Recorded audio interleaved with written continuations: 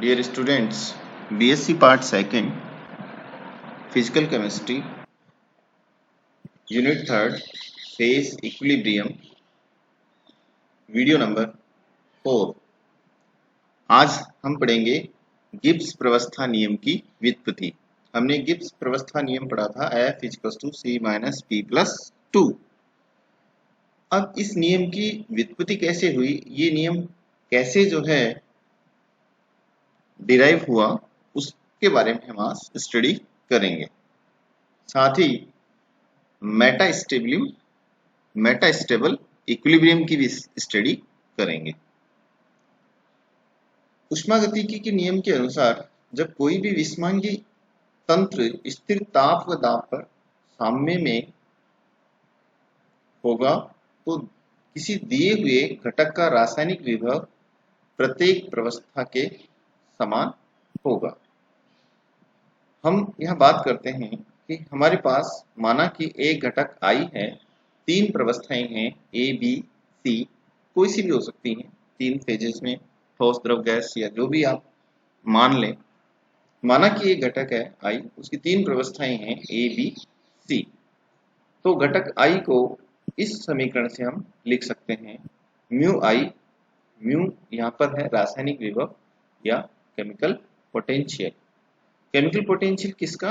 A का। यदि chemical potential mu I A है तो B के लिए केमिकल पोटेंशियल हो जाएगा म्यू I B, और दोनों आपस में बराबर हैं, यानी इक्विलिब्रियम है, तो दोनों के केमिकल पोटेंशियल्स बराबर होंगे। इसी तरह से chemical potential mu I A है तो C के लिए chemical potential mu I C होगा, और ये केमिकल पोटेंशियल भी जो है mu I A mu I C के बराबर होगा। तो कहने का मतलब है कि mu I A mu I B के बराबर है, mu I A mu I C के बराबर है।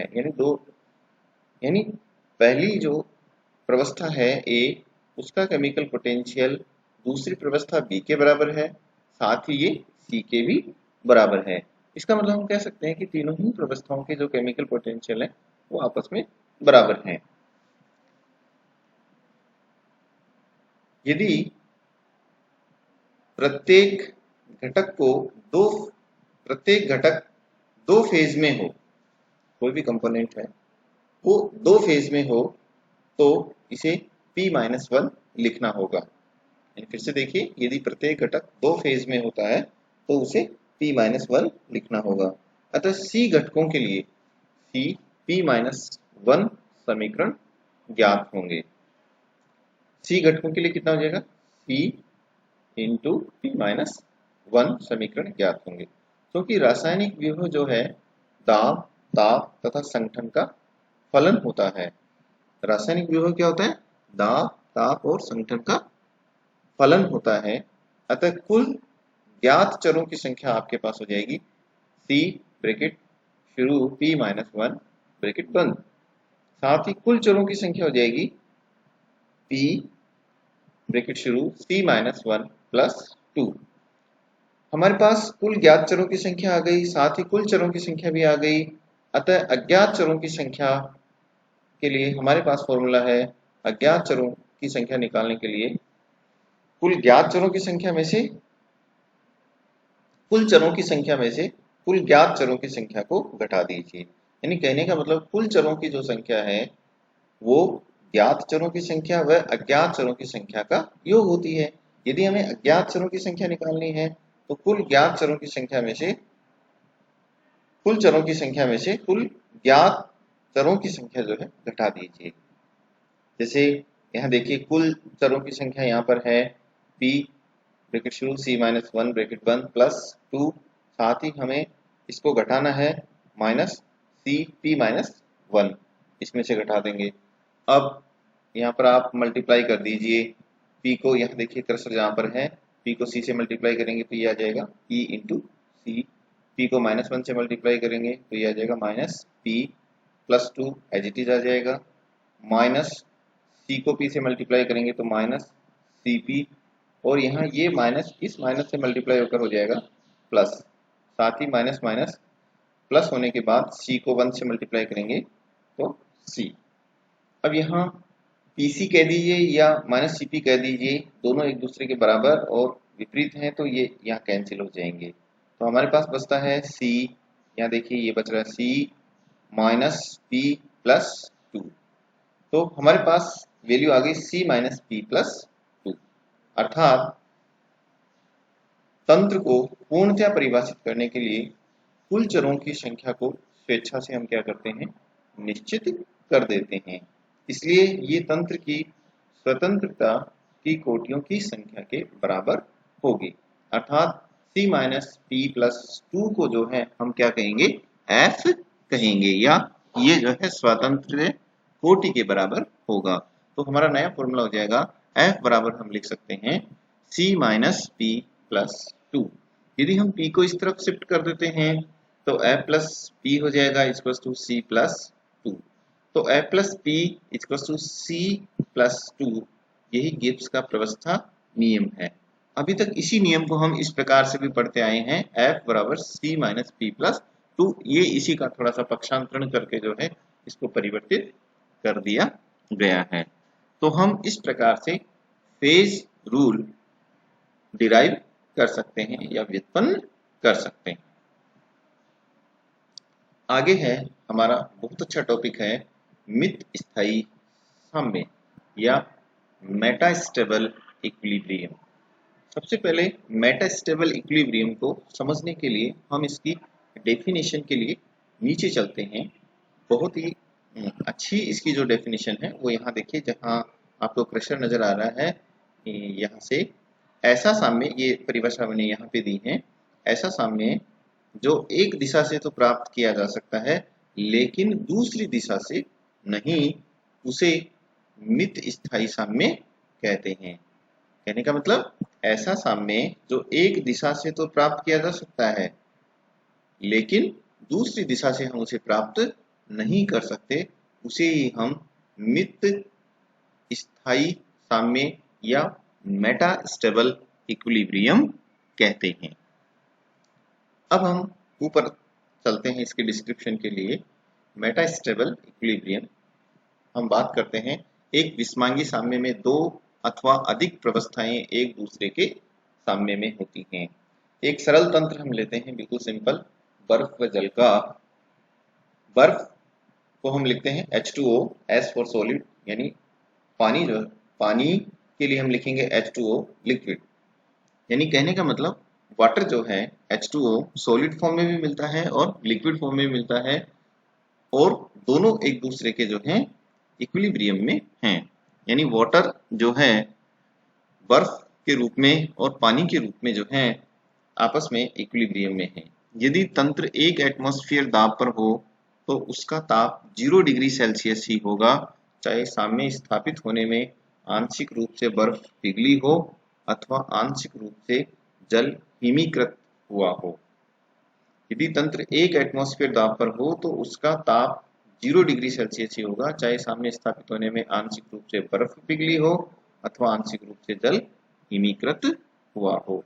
ऐसा जो कि किसी भी प्रारंभिक स्थिति से प्राप्त हो सकता है, एक सही साम्य कहलाता है। कहने का मतलब है, यदि मान लीजिए आपके पास बर्फ है, थोड़ा सा यदि आप उसको टेम्परेचर मिलेगा तो वो पिघल जाएगी और वाटर में कन्वर्ट हो जाएगी। यदि हम उसका थोड़ा सा टेम्परेचर कम कर देते हैं तो वाटर जो है बर्फ में कन्वर्ट हो जाता है, और ये दोनों प्रोसेस लगातार चलते रहते हैं। यदि हम एक एटमॉस्फेयर प्रेशर पर हम इसकी स्टडी करें तो उस स्थिति में जो है साम्य स्थापित होगा। यदि जल को, आगे चलते हैं, यदि जल को धीरे धीरे सावधानी पूर्वक ठंडा करते हैं या ठंडा करते हैं तो बर्फ के दृष्टिगोचर हुए बिना ही जल को -1 डिग्री सेल्सियस तक ठंडा किया जा सकता है। यानी हम बर्फ को धीरे धीरे जो है ठंडा करते हैं तो बर्फ नहीं बनती है, पानी का ही जो टेम्परेचर होता है वो -1 डिग्री सेल्सियस तक चला जाता है। लेकिन -1 डिग्री सेल्सियस पर बर्फ को पिघलाकर जल को प्राप्त करना संभव नहीं है। लेकिन यदि हम -1 डिग्री सेल्सियस पर बर्फ को पिघलाना चाहें तो बर्फ पिघल करके जल में नहीं बदलती है, ये पॉसिबल नहीं है। कहने का मतलब क्या हुआ, हम पानी को सावधानी पूर्वक यदि हम ठंडा करते हैं तो -1 डिग्री सेल्सियस तक वो चला जाता है और अभी भी उसकी जो स्टेट होती है, उसकी जो प्रवस्था होती है, वो द्रव बनी हुई है। यानी कहने का मतलब टेम्परेचर -1 डिग्री सेल्सियस हो गया, लेकिन उसका जो स्टेट है वो अभी भी लिक्विड बनी हुई है। लेकिन -1 डिग्री सेल्सियस पर बर्फ को पिघलाकर जल को प्राप्त करना संभव नहीं है। अतः -1 डिग्री सेल्सियस पर बर्फ व जल में साम्य तो हो सकता है, यानी इक्विलिब्रियम तो हो सकता है, लेकिन वह एक सही साम्य नहीं हो सकता, क्योंकि इसे जल को ठंडा करके तो प्राप्त कर सकते हैं, लेकिन बर्फ को पिघलाकर प्राप्त नहीं कर सकते। कहने का मतलब -1 डिग्री सेल्सियस तक हमने पानी को ठंडा कर लिया, अभी भी वो पानी ही बना हुआ है, लेकिन यदि हम बर्फ को -1 डिग्री सेल्सियस पर पिघलाना चाहें तो बर्फ -1 डिग्री सेल्सियस पर नहीं पिघलती। तो समझ में आया होगा आपको। अतः ऐसा साम्य जो एक दिशा से तो प्राप्त किया जा सकता है, लेकिन दूसरी दिशा से नहीं, इसे हम मित स्थायी साम्य कहते हैं। एक दिशा से प्राप्त करने का मेरा मतलब है कि 0 डिग्री सेल्सियस वाला पानी है, आपने उसको -1 डिग्री सेल्सियस तक ठंडा कर लिया, वह बर्फ में परिवर्तित नहीं हुआ है। लेकिन यदि आपके पास -1 डिग्री सेल्सियस वाली बर्फ है तो उसको 0 डिग्री सेंटीग्रेड वाले पानी में कन्वर्ट करना संभव नहीं है। अतः यहाँ पर केवल ऐसा साम्य जो एक दिशा से तो प्राप्त किया जा सकता है, लेकिन दूसरी दिशा से उसे प्राप्त नहीं कर सकते, उसे मित स्थायी साम्य कहते हैं। इस स्थिति में मित स्थायी साम्य बना रह सकता है, मेटास्टेबल इक्विलिब्रियम बना रह सकता है, यदि इस स्थिति को छेड़ा जाए, यानी थोड़ा सा भी इसको विडोलित कर दिया जाए, थोड़ा सा भी इसको हिला दिया जाए, या तंत्र को विडोलित कर दिया जाए, अथवा ठोस बर्फ का एक छोटा सा क्रिस्टल भी इक्विलिब्रियम में डाल दिया जाए या साम्य में डाल दिया जाए, तो तुरंत सारा तंत्र जो है ठोस बर्फ में बदल जाएगा और तंत्र का ताप बढ़कर 0 डिग्री सेल्सियस हो जाएगा। कहने का मतलब यदि मेटास्टेबल इक्विलिब्रियम बना हुआ है और इस स्थिति में यदि आपने सिस्टम को थोड़ा सा भी विडोलित कर दिया जाए, विडोलित का मतलब होता है यहाँ पे हिलाना या थोड़ा सा घोल देना या किसी भी चीज से उसको जो है थोड़ा सा चेंज कर देना, या थोड़ा सा हम एक बर्फ का छोटा सा क्रिस्टल भी यदि हम उसमें डाल देते हैं तो तुरंत सारा पानी जो है 0 डिग्री सेल्सियस वाली बर्फ में कन्वर्ट हो जाएगा। तो ये है हमारा मित स्थायी साम्य या मेटास्टेबल इक्विलिब्रियम। आपको समझ में आ गया होगा। एक बार लास्ट में फिर से मैं रिपीट करता हूँ, ऐसा साम्य जो एक दिशा से तो हम प्राप्त कर सकते हैं, लेकिन दूसरी दिशा से प्राप्त नहीं कर सकते, उसे हम मित स्थायी साम्य या मेटास्टेबल इक्विलिब्रियम कहते हैं। ठीक है, आज इतना ही। धन्यवाद।